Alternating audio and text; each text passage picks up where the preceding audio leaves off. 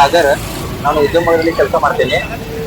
ಇದು ಮಹಾನಗರ ಪಾಲಿಕೆ ಮತ್ತು ನ್ಯಾಷನಲ್ ಹೈವೇ ಅವರ ವಿನಂತಿ ಕೋರಿಗೆ ಇದು ಫೋರ್ತ್ ಗೇಟ್ ಕೆಲಸದ ಒತ್ತಡದಿಂದ ಥರ್ಡ್ ಗೇಟ್ ನಲ್ಲಿ ಟ್ರಾಫಿಕ್ ಜಾಮ್ ಆಗ್ತಾ ಇರೋದ್ರಿಂದ ಇಲ್ಲಿ ರಸ್ತೆ ತುಂಬಾ ದುರಸ್ತಿ ಕೆಟ್ಟದಾಗಿದೆ. ಅದಕ್ಕಾಗಿ ಇದಕ್ಕೆ ಸಂಬಂಧಪಟ್ಟ ಅಧಿಕಾರಿಗಳು ಹಾಗೂ ಕಾರ್ಪೊರೇಷನ್ ಅವರು ಇದನ್ನು ಆದಷ್ಟು ಬೇಗ ಇದನ್ನು रिपेरी ಮಾಡಬೇಕಾಗಿದ್ದು विनंती गेले बरेच दिवस झाले बेळगावमध्ये बराच पाऊस पडत आहे आणि या पावसाच्या निमित्ताने महानगरपालिकेने आणि डीसी साहेबांनी फोर्थ रेल्वे गेटचं जे गेट आहे ते रिपेरी ते करण्यासाठी अंडरपास करण्यासाठी त्यांनी त्यांना परमिशन दिलेलं आहे.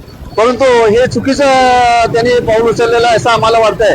का म्हणजे गेले जो फोर्थ रेल्वे गेटचा जो भार जो आहे ट्रॅफिकचा तो पूर्ण थर्ड गेट वरती पडलेला आहे. त्यामुळे इथं ह्या रोडला बरेच खड्डे पडलेले आहेत आणि खड्डे पडल्यामुळे इथं केव्हा ऍक्सिडेंट होईल याची शक्यता येणार नाही. या पद्धतीचं इथं असं झालेलं आहे. पावसाच्या वेळेला पाऊस जेव्हा येत असते तेव्हा इथून गाडी टर्न करायचं कसं, ह्या खड्ड्यामधून त्या खड्ड्यामध्ये, त्या खड्ड्यामधून ह्या खड्ड्यामध्ये गाडी जायला आहे. त्यामुळे लोकांना आपला जीव मुठीत घेऊन जावं लागत आहे. त्यामुळे एखाद्या जर का ऍक्सिडेंट जर का झाला तर याला जबाबदार कोण, हा मोठा प्रश्न निर्माण झालेला आहे. त्यासाठी आज आम्ही इथले जे स्वयंसेवक लोक आहे त्या लोकांनी आम्ही मिळून इथं एक स्ट्राईक केलेला आहे आणि लोकांना त्या प्रशासनाचं इथं लक्ष वेधून घेण्यासाठी आम्ही एक काम केलेलं आहे.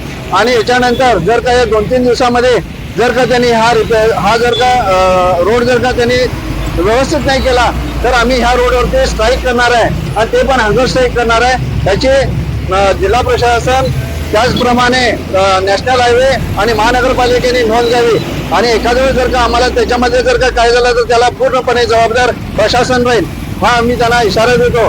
आणि ह्याचप्रमाणे आज आहे की नाही जे पण ते रेल्वे अंडरपासचं जे काम चालू आहे ते ताबडतोब त्यांनी थांबावं. का म्हणजे जे इलिगल केल्यासारखं त्यांनी करायला, का म्हणजे त्यांनी आजपर्यंत महानगरपालिकेची कुठलीही परवानगी घेतलेली नाही आणि महानगरपालिकेला पण आहे की नाही त्यांनी आजपर्यंत तो प्लॅन पण दाखवलेला नाही. का म्हणजे जे प्लॅन्स त्यांनी केलेले आहेत ते नॅशनल हायवे प्रमाणे केलेले आहेत. साधारण 24 मीटर रोड आहे, त्या रोडवरचे त्यांनी प्लॅन केलेले आहेत आणि ते प्लॅन त्यांनी रेसिडेन्शियल एरियामध्ये करायच्या विचारात आहेत. त्यामुळे याचा प्रशासनाने पूर्णपणे विचार करावा आणि इथले जे खड्डे आहेत हे ताबडतोब भरावे आणि लोकांचा जीव वाचावा हीच आमची इथे अपेक्षा आहे. विनायक